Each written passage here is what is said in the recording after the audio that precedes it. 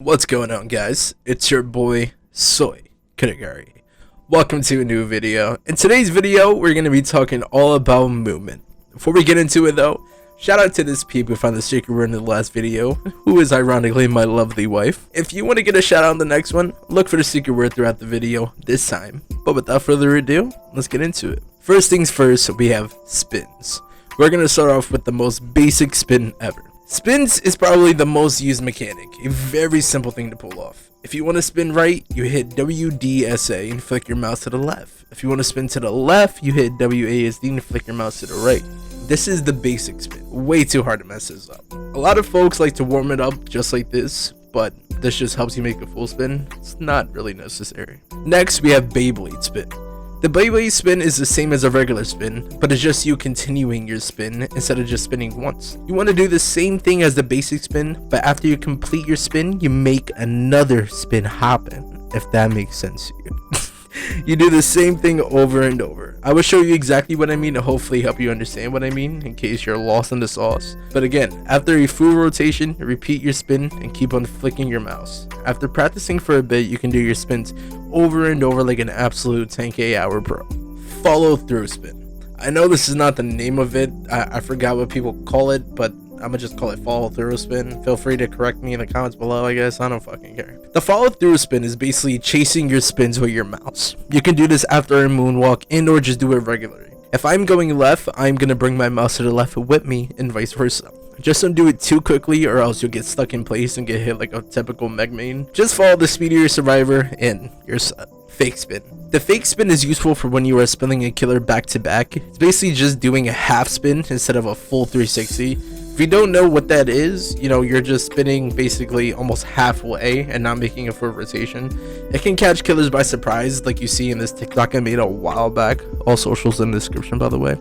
But again, very useful against killers who are learning your spin pattern, because they'll just think you're gonna do a complete rotation, but you're just like, nah homie, fuck off. Spin baiting. Spin baiting is just baiting out a spin and confusing the killer on which way you're gonna end up spinning. All you're doing is hitting A and D rapidly and moving your mouse slightly to the opposite side that you're pressing. So when I hit A, I move my mouse to the right, and when I hit D, I move my mouse to the left. Super easy, even Meg mains can do it. Next thing is Moonwalks.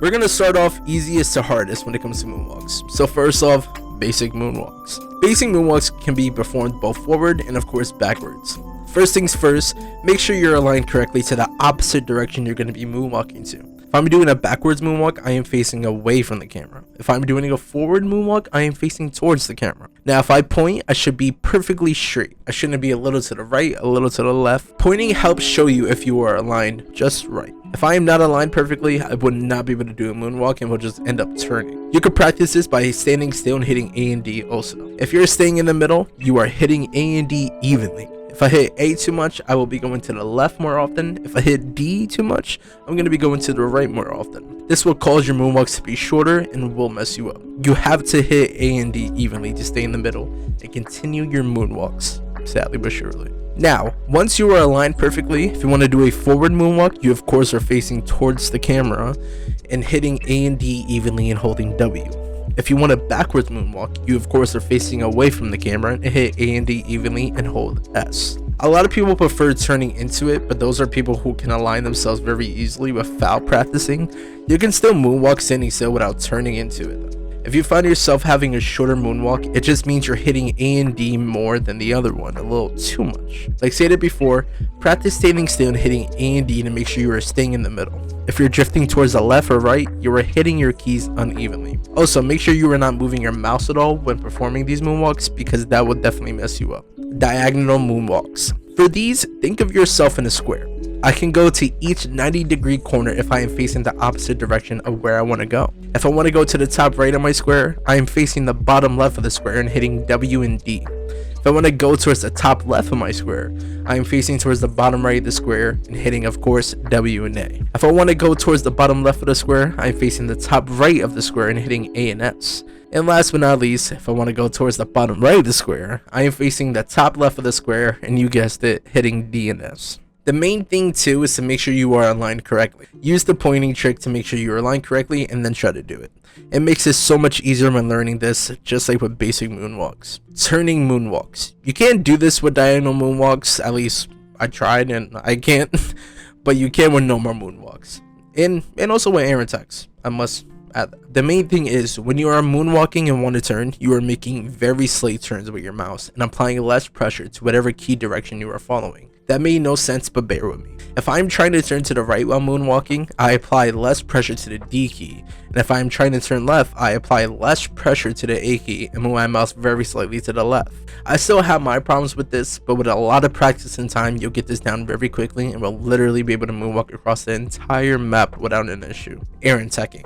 For air and second, you're facing away from the camera and hitting A and D, but instead you're moving your mouse towards the same direction you were hitting.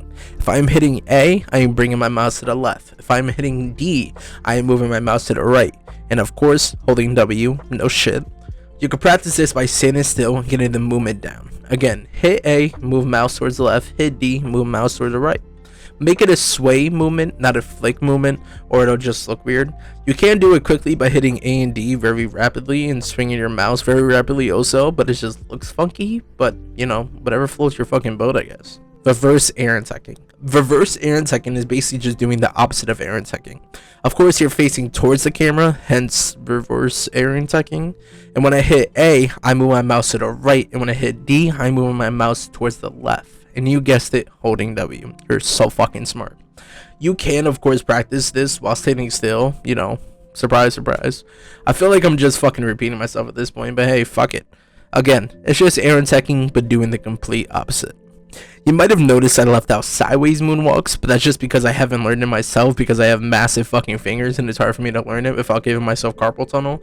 But there are many tutorials out there that'll show you how it's done. Don't forget, if you found the secret word through the video, to comment it down below. And if you enjoyed the video, don't forget to hit the like button, hit the subscribe button, and hit that bell to get notified when I post a brand new video. Ciao for now.